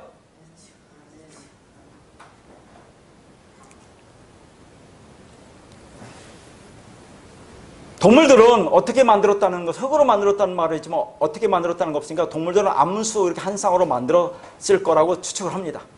그러면 사람도 처음부터 암수로 만들면 되지. 응? 그런데 왜 성경은 이렇게 복잡한 과정을 설명하고 있느냐는 얘기죠. 알아들을 사람은 알아들어라 하는 얘기입니다. 알아들을 자만 알아들어라. 그러니까 인간이 남자와 여자를 만드는 순서나 그 방법은 어떤 과정을 설명하기 위한 과정이라는 거죠. 이 말씀을 통해서 뭔가를 설명하는 진리 복음이 여기에 숨어 있는 겁니다. 그러니까 우리가 성경을 아까도 기도할 때 말씀드렸지만 문자 그대로 보면 하나님을 만으로 여기는 겁니다. 무시무시한 얘기죠. 이 말씀이 사람은 결혼해서 사는 것이 좋다는 말을 하면 결혼하지 않고 사는 그 사람들은 어떻게 되는 거냐 하는 얘기예요. 결혼하지 않고 하는 사람들은. 그렇잖아요. 본문이 하나님이 토브라고 좋다라고 하는 것은 절대적인 선, 아가토스, 헬라어로 말하면 하나님이 좋지 않다는 것은 로토브라는 거, 악하다, 그게 죄라는 거예요. 나중에 이게 왜 죄인지 다시 한번 설명해 드리겠습니다. 그러니까 여기서 좋지 않다는 것은 무엇을 비교했더니 좋지 않다는 그런 말이 아니에요. 하나님은 뭘 비교해서 좋지 않다는 말이 아니라 하나님의 기준에서 좋지 않다라고 하는 것은 그건 악한 거야, 그건 죄야, 절대적으로. 그런 얘기 아니겠습니까? 혼자 사는 것이 죄라는 말이고 악이란 말입니다. 그러니까 이 말은 다른 말씀을 하시는 것이지 사람의 결혼 문제에 관한 말씀이 아니라는 거죠. 여러분 고린도전서 7장 38절에 뭐라고 있습니까? 사도 바울이 사람이 결혼하는 것도 잘하는 것이거니와 결혼하지 아니하는 자는 더 잘하는 것이라고 말해요, 안 해요? 해요. 그러면 이 말씀과 또 하나님 말씀과 더불어 그러면 좀 서로 상충되는 겁니까? 그렇죠. 그렇게 보는 거죠. 사도 바울은 주님을 더 잘 섬기기 위해서 결혼을 안 하고 자기처럼 혼자 사는 것이 더 좋을 것 같다고 말씀하신 거예요. 해도 좋고 안 해도 좋고 안 하면 더 좋다. 그런 얘기하는 거 아닙니까? 자, 여기서 이제 우리가 18절부터 25절까지면 아담이란 말이 7번 나와요. 아담. 첫 번째는 사람이라고 나오고 그 다음부터는 아담 나오는데 한 번은 아담이라는 것은 그 진짜 아담이 아니고 이제 그것을 그냥 해석한 사람 아담이라고 해놓고 18절부터 25절까지 보면 18절은 사람이라는 게 나오고 뒤에는 아담 나오는데 전부 다 원문은 뭐냐? 하아담 그럽니다. 하아담. 그러니까 사람도 하아담, 아담도 하아담이에요. 그러면 아담이라는 것은 사람 이름이 아니에요. 여러분이 자꾸 이 아담을 사람 이름으로 보니까 문제라니까요. 이건 그 사람이라는 얘기, 그 사람, 진리 그 사람, 완성된 그 사람, 이걸 가지고 지금 내가 너희들 구원을 설명해 줄게, 그런 얘기예요. 아담, 하아담, 그 사람. 그러면 자, 여러분 보세요. 오늘 자 친구와 약속했어요. 점심 식사 약속을. 그러면 그 식당을 잘 몰라. 야, 너 우리 전에 먹었던 그 식당 알지? 그러면 그 식당이 그 식당 이름입니까? 아니잖아요. 그거 마찬가지예요. 하아담, 그럼 그 사람이 사람 이름이 아니라니까요. 아담이라고 해도. 하나님이 샘플로 뭔가 설명하게 해주신 거 누구라고 했어요? 예수 그리스도라고 했죠. 아담이 오실 자의 표상 예수 그리스도라고 했습니까? 안 했습니까? 그 예수 그리스도를 얘기하는 거예요. 지금 이게 예수님. 이 아담이 사람이지만 그리스도를 모형하고 있다는 얘기예요. 그러니까 이 말씀도 예수 그리스도라는 복음으로 풀립니다. 그냥 사람이라고 생각하면 하나님이 하시고자 하는 진짜 복음을 알지 못하는 거예요. 자, 지금부터 시간을 갖지만 잘 들으세요.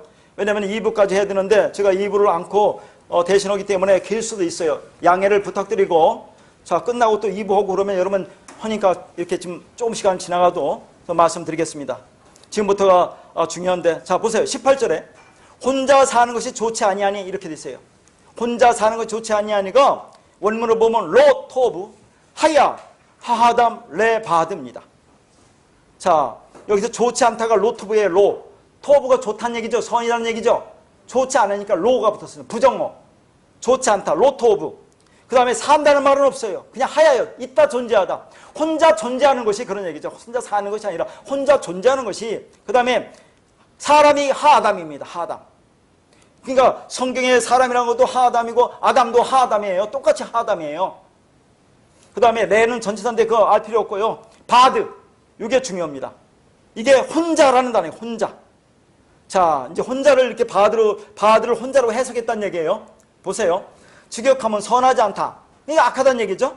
아담이 저는 그 반쪽으로 있는 것이 존재하는 것이 반쪽 분리되어 홀로라고 있는데 잘 보세요. 거기 지금 자세히 써놨습니다. 이 혼자라는 단어가 바드인데 이것은 어디서 왔느냐면 바다드 나누다 분리하다에서 왔어요. 바다드 나누다 분리하다. 혼자가 바드인데 이 바드가 바다드 나누다 분리하다에서 왔기 때문에 이 바드라는 단어가 뭐냐면 분리. 한 쌍에서 한쪽 부분을 분리된 거. 혼자 이런 말입니다. 그러니까 자꾸 이것을 혼자라고 하니까 우리는 어떻게 생각해요? 둘이 있어야 되는데 남자 여자 둘이 있어야 되는데 이게 혼자 있는 거다 이렇게 생각한단 말이죠. 그게 아니에요. 분리하다에서 왔습니다. 분리하다. 원래는 하나인데 이게 분리되었어요. 분리되니까 이 나쁘다 좋지 않다 그런 얘기예요. 하나님이 이건 나쁘다는 얘기예요. 자 보세요. 제가 창세기 1장 27절에 사람을 만들 때 남자와 여자를 만든다고 했죠. 그때 남자가 뭐예요? 자칼과 레케바라고 있죠. 남자 여자 자칼과 레케바 둘이 되니까 사람 하아담이 된다고 했어요. 그 하아담이에요. 이게 하아담. 그러니까 지금 여기서 하아담이라고 하는 것은 너 혼자지 그러면 너 안 좋으니까 내가 여자 돕는 배필을 만들어줄 거야. 하와를 만들어줄 게 아니라 하아담 너는 완성된 거야. 자칼과 레케바로 원래는 여기서는 이슈와 이샤로 나와요.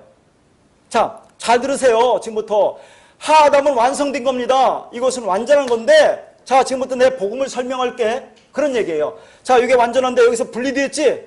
이렇게 하나가 빠져나갔지? 그럼 이거 좋지 않아. 그러니까 이것을 좋게 하려면 어떻게 하는지 지금 설명하는 거예요. 그래서 하나님이 뭡니까? 뒤에 이제 설명할게. 그렇게 되면 자꾸 이제, 하는 얘기 반복되니까. 그러니까 여러분 신발하면 한 짝 그러죠. 한 짝. 그러면 신발 한 짝일 때는 두 개지만 하나라는 얘기잖아. 하나. 그 한 짝이면 뭐, 두 개 중에서 하나면 아무 쓸모가 없어요. 두 개가 돼야지. 그 얘기를 하는 겁니다. 지금 여기서. 그러니까 바드가 원래는 한 쌍 하나에 딱 붙어있는 하나. 근데 하나님께서 분리된 거, 나눠진 거, 짝을 잃어버린 거. 원래 하나로 존재하는데 그게 분리됐다는 얘기죠. 그래서 결혼할 때 짝을 구한다고 했죠. 그래서 결혼정보업체가 뭡니까? 듀오, 짝을 찾는다고 그래요. 듀오. 전부 다 인간 세상에도 전부 다 진리를 얘기하고 있어요. 짝을 찾는다고 합니다. 근데 이게 왜곡되어서 이상한 짝을 찾고 있죠. 이걸 뭐라고요? 간음이라고 하는 거죠. 자, 지금 결혼정보업체에서 오늘날 수많은 교회에서 지금 짝을 찾게 해주고 있어요. 짝이라고 설명을 하는데 이상한 짝을 주고 있다는 얘기죠. 이상한 짝을 소개해주고 이상한 짝을 찾아주고 있는데 그게 뭐예요? 율법이라는 짝을 주고 있어요. 그게 간음이다 그런 얘기입니다. 성경이. 다른 얘기를 하는 게 아니라 그 아담의 존재 방식이 원래는 다른 존재와 분리된 반쪽으로 존재하는 것이 아니라 다른 쪽을 통해서 한 쌍으로 하나로 존재해야 한다는 개념이 내포되어 있는 거예요. 하나. 이게 진리고 완성이야. 근데 하나님이 그를 위해서 돕는 배필을 지으신다고 얘기하는데 여기서 보세요. 여기도 또 첫째 아까 뭐라고요? 바드. 이건 분리됐다는 거예요. 두 개인데 원래 하나로 딱 붙어있는데 분리된 걸 바드라고 있습니다. 그건 안 좋은 거예요. 그러면 자 그를 위해서 돕는 배필을 짓는다 이랬어요. 원문이 아사, 레, 에제르, 케, 네게드인데 여기서 레나 케는 전치사기 때문에 여러분 뭐 눈여겨보지 마시고 아사와 에제르와 네게드입니다. 자 이것을 직역하면 아사는 만들 것이다. 만들다. 그 다음에 에제르가 돕는 네게드를 반대편하고 일단 해놨어요. 여러 가지 뜻이 있습니다. 잘 보세요. 자 돕는 배필이 뭐냐 하는 얘기입니다. 돕는 배필. 그럼 여러분 돕는 배필이라고 뭐예요? 아, 내 배우자를 생각할 거 아닙니까? 배우자가 아니에요. 보세요. 돕다는 것은 에제르를 한다는데 이것은 헬퍼, 카운셀러. 이렇게 보면 여러분 대충 이게 뭔지 알아요. 돕다, 헬퍼, 카운셀러라는 얘기입니다. 배필은 네 개 들어간다는데 자 거기 슬러시로 한번 해보세요. 맞은편, 반대편 마주하다와 슈터블, 적절한, 적합한, 알맞는 두 개로 구분해보세요. 보편적으로 원어의 깊은 말씀 하는 분도 둘 중에 하나씩만 설명하는데 저는 두 개를 다 설명하면서 다 똑같은 내용이라는 것을 설명해 드리겠습니다. 첫 번째, 배필이 뭐라고요? 네 개인데 맞은편, 반대편, 마주하다라는 그런 뜻과 자, 슈터블, 적합한, 적절한, 알맞는. 요 슈터블이라는 거 적합한, 적절한, 알맞는이라는 것은 아무리 깊은 원어를 찾아도 안 나와요. 그런데 참 NIV라는 그 시시한 성경 속에 슈터블이라고 나와요. 그러니까 다 뒤집니다. 다 뒤져서는. 슈터블, 알맞는, 적합한, 적절한. 이렇게 두 가지로 하는데 결국은 두 가지로 설명해도 뜻은 같은 뜻으로 제가 설명드릴 수 있습니다. 그래서 일단 거기 써놓은 것대로 여러분 자꾸 하면 그 적합한 적절한 것으로 해서 해석을 하면 돕는 배필은 에제르케 네게드, 적합한 돕는 자, 적절하게 돕는 자, 합당한 헬퍼. 그럼 뭔지 알죠? 성령! 성령이란 얘기예요. 자, 그런데 제가 지금 여기서 성령으로 설명을 할 때 먼저 그러면 맞은편 반대편이라는 것 가지고도 설명해야 될 거 아닙니까? 이것도 원문에 있으니까. 그런데 왜 여기는 내가 자세히 안 써놨어요? 자세히 안 써놓은 것은 여러분들한테 제가 맞은편 반대편인 것은 여러 번 설명했기 때문에 안 써놨어요. 어디서 설명했어요? 물어볼게요. 그렇게 안 들으실래요? 듣고 좀 좋아요 좀 눌러주세요. 자, 그러니까 배필이 네게드라고 했어요. 네게드가 지금 맞은편 반대편에 나올 때 제가 말씀드릴 때 한 2주인가 3주 전에 들 때 이 반대편 맞은편이 뭐라 했습니까? 케뎀, 동편. 아유 진짜로. 자, 가인이 아벨을 죽이고 어디로 쫓겨났어요? 동편으로 쫓겨났죠. 그때 제가 케뎀이라고 했죠. 케뎀, 동편이 뭡니까? 반대편이라고 했죠. 대적하는 자리라고 했죠. 율법의 자리라고 했죠. 저주의 자리라고 했죠. 비질의 자리라고 했죠. 거짓말하는 자리로 쫓겨난다니까요. 그리고 우리 하나님의 백성도 동편에서 들어온다니까요. 우리가 이스라엘 백성도 동편에서 가나안 땅 들어오잖아요. 너희들이 이렇게 저주받은 자야. 율법의 자리야. 그런 자리에서 하나님의 은혜로 동편으로 들어와서 동편에서 가나안 땅으로 들어와서 구원받는 거라를 설명할 때 케뎀, 가인을 동편으로 쫓겨날 때 그때 케뎀 얘기했잖아요. 종편 반대편. 그쪽으로 쫓겨나잖아요. 그러니까 여기서 네게드가 배필이라는 것이 반대편으로 해석해도 된다 그런 얘기입니다. 여러분 안 써놨으니까 나중에 잘 듣고 필요한 사람 적으세요. 그러니까 이것은 짝으로서 반대편에 존재하는 겁니다. 상하는 반대편에 있는 것. 그래서 서로 같은 위치에서 마주보는 존재를 네게드라고 한다 그 말이죠. 그러니까 하나님이 아담이 돕는 배필을 만드신다는 개념은 아담의 일을 돕는 조력자를 만든다는 것이 아니라 아담과 같은 위치에서 짝으로, 그래서 진정한 하나가 될 수 있는 존재를 만든다 그런 얘기입니다. 그것이 바로 예수님이 짝으로 존재하는 교회를 설명하고 있는 거죠. 그러니까 같은 위치, 아담과 하와가 같은 위치에서 그런 존재로 만들었다는 말은 하나님과 우리가 어떤 위치에 있다는 얘기예요? 같은 위치에 있다는 거예요. 이게 참 놀라운 거 아니겠어요? 똑같은 위치에 있다는 거. 서로 마주 보이는 존재. 근데 그게 뭐예요? 서로 대적의 자리, 사탄의 자리에 있었다는 얘기 아닙니까? 근데 하나님이 그 수고로 어린 양 죽으심으로, 그래서 거기 뭐라고 해서 헬퍼, 돕는 헬퍼, 성령의 은혜로. 그러니까 예수가 그래서 제단에 죽잖아요. 그러니까 이거예요. 우리와 하나님이 제단을 두고 서로 마주보고 있지 않습니까? 반대편에. 그 제단에서 누가 죽어요? 예수가 죽잖아요. 그리스도로 진리로 성령으로 우리한테 오면 우리가 제단을 건너서 하나님 앞으로 건너오죠. 그럼 우리가 하나님과 연합돼서 하나가 된다는 것을 보여주고 있다는 거예요. 그게 하나야. 그걸 보여주고 있는 겁니다. 이 율법의 세상에서 죄악의 바다에서 물고기로 꼬리 힘으로 우리가 살고 있잖아요. 물고기, 부정한 자. 그땐 모든 여자들이 진리의 말씀을 받아서 물고기가 낚싯반에 낚여서 이쪽으로 건너오는 거, 그 이야기를 하고 있는 겁니다. 자, 그러면 그래서 이제 사람이 혼자 사는 것이 좋지 않다고 했을 때는 누구와 분리됐다는 상태입니까? 쭉 읽어드리면서 또 한번 설명할게요. 우리와 하나님이 분리되어 있다는 상태를 얘기하는 거죠. 그것을 하나로 묶으려면 무엇이 필요해요? 돕는 자가 필요한 거예요. 그래서 여기 성령이 필요하다 얘기하는 겁니다. 에제르, 베필, 네게드. 이게 성령이에요. 이렇게 또 같이 보면 그게 필요하다 그런 얘기입니다. 그러니까 배필이 네게드가 아까 맞은편 반대편에서 우리가 건너오는데 돕는다 성령의 은혜로 이렇게 건너오잖아요. 그래서 그걸 전부 다 돕는 배필을 그냥 에제르 네게드 가지고 그냥 성령으로 보아도 된다 하는 얘기입니다. 하나님은 배우자를 만드는 것이 아니고 배우자와 하나가 되게 하기 위해서 성령을 보내주시겠다고 하는 그 복음을 지금 말하고 있다 하는 얘기죠. 성령을 보내서 너희를 죄를 사하고 구원을 완성하겠다는 언약이 말씀입니다. 그래서 뒤에 이어지는 쭉 말씀. 자, 여러분 이 말씀 가운데 아까도 말했지만은 즉 선악나무와 생명나무 사이에 왜 에덴에서 흘러나온 4개의 강을 두신 거나, 지금 돕는 배필을 만든다고 하면서 그래서 아담에게서 갈대를 취해서 여자를 만든다고 하는 요 사이에 왜 아담이 동물의 이름을 지어주는 이름이 들어있어요. 그럼 전혀 다른 겁니까? 같은 얘기를 하는 걸로 해야 본다니까요, 여러분. 자꾸 읽고 그렇게 안 들어오지만 그렇게 보려고 노력을 하세요. 자, 근데 한번 여러분 또 의심되는 게 뭐냐면, 그러면 돕는 배필을 짓는다 그런 얘기 나오죠.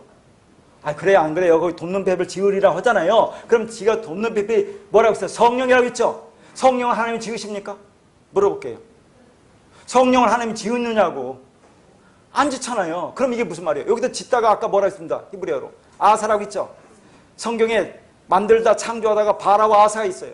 창세기 1장 하나님 태초에 천지를 창조했다는 바라입니다. 그럼 여기서 지금 성령을 지었다는 것은 아사요. 그러면 바라와 아사의 차이점이 뭡니까? 바라는 없던 것에서 있게 만드는 거, 무에서 유를 만드는 게 바라입니다. 창조하다. 그러면 아사는 뭐예요? 기존에 있던 것에서 드러나게 하는 겁니다.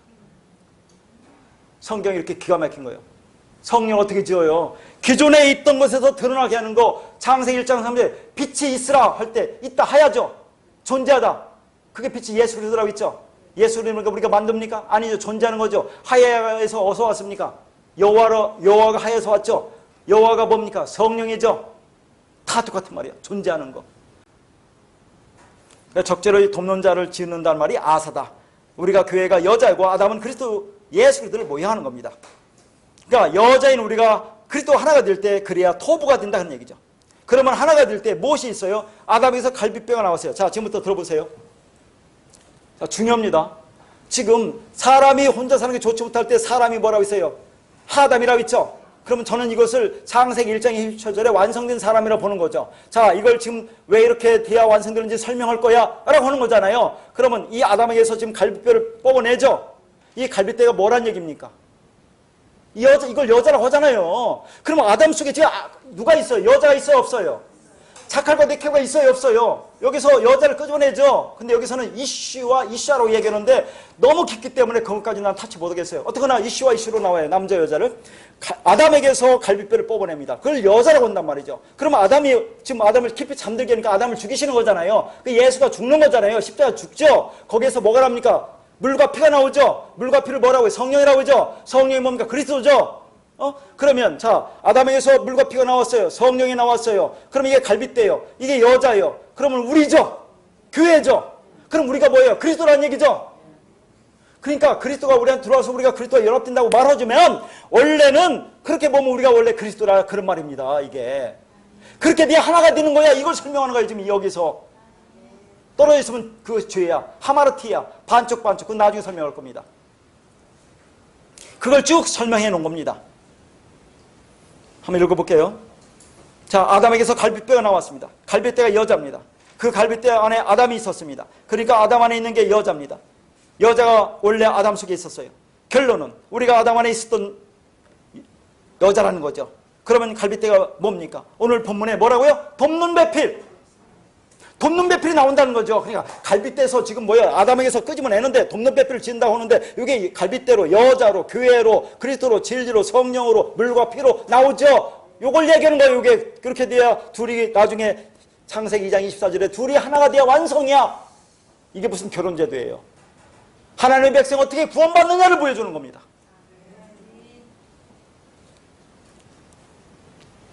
성령 곧 나란 얘기입니다. 그러면 아담은 그리스도고 예수님이 십자가에서 옆구리에서 무엇이 나왔어요? 물과 피가 나왔어요. 그런데 물과 피는 성령은 하나입니다. 하나인데 진리 성령입니다. 옆구리를 통해서 무엇이 나왔어요? 갈빗대가 나왔습니다. 예수님 십자가에서 창에 찔려 나온 것이 갈빗대죠. 그게 물과 피죠. 그게 성령이죠. 그 성령이 우리 안에 들어오면 비로소 내가 주님과 함께 이룬 하나요 한 몸이 되는 겁니다. 그러면 나라고 이름하는 지름이 없어지고 무엇이 돼요? 그리스도라는 이름이 드는 겁니다. 근데 여러분 잘 알아두세요. 자, 제가 여기서 우리가 그리스도라고 해서 하니까 그 예수 그리스도를 자꾸 생각하는데 그 예수 그리스도는 우리는 아니잖아요. 그분은 하나님이요. 하나님. 그분이 아니고 그와 연합되어 있기 때문에 우리를 그리스도라고 해도 무방하다는 얘기지. 우리가 어떻게 그 그리스도가 되느냐고요. 자꾸 어디 가서 그렇게 모르고 오면 저 이상한 사람이라고 하지 않겠어요. 그걸. 우리가 그 그리스도는 아니잖아요. 그리스도 연합된 그리스도라고 얘기하는 거죠. 그래서 우리는 쉽게 뭐라고 얘기하는 게 제일 편습니까? 그리스도인이 제일 좋아요. 그리스도인이라고 부르는 거. 어디가 그리스도 하지 마시고 모르고 나서 하지 마시고. 근데 그 그리스도가 하나님 아들이 마다리고 그 마다를 통해서 우리가 형제가 되잖아요. 동생들이 되잖아요. 그래서 또 성경에서 우리를 그냥 양자라고 하는 거예요. 그러니까 세상에 보는 그 양자의 개념과 다릅니다. 세상의 양자는 전혀 피가 섞이지 않았는데 법적으로 그 아들로 인정하는 게 양자인데 우리는 그런 양자가 아닌데 구분하기 위해서 양자라고 부르는 거예요. 그냥 하나님이 그리스도, 하나님 아들 예수 그리스도와 구분하기 위해서 너희들 그리스도인데 그 양자인 그리스도야 이렇게 불러주기 위해서 그렇게 하는 거다 하는 것을 알아두시기 바랍니다. 원래의 그리스도는 하나님 아들 한 분이시고 우리가 창조가 되어서 그 원래의 그리스도와 같은 존재가 된다는 겁니다. 그렇게 아까 맞은편이라고 볼 때 우리는 이 땅에 올 때 하나님의 동편을 해서 오는 거죠. 그래서 동편에서 하나님 편으로 들어와 한 몸, 에아드 바사르가 되어 되는 것이 교회가 경험하는 구원의 내용이고 복음입니다. 그리고 아까도 말했지만 돕는 배필, 성령이 우리 안에 들어오셔서 그 성령이 우리를 진리로 인도하기 때문에 우리가 또 그리스도와 하나가 된다라는 거죠. 그게 구원이고 그게 복음입니다.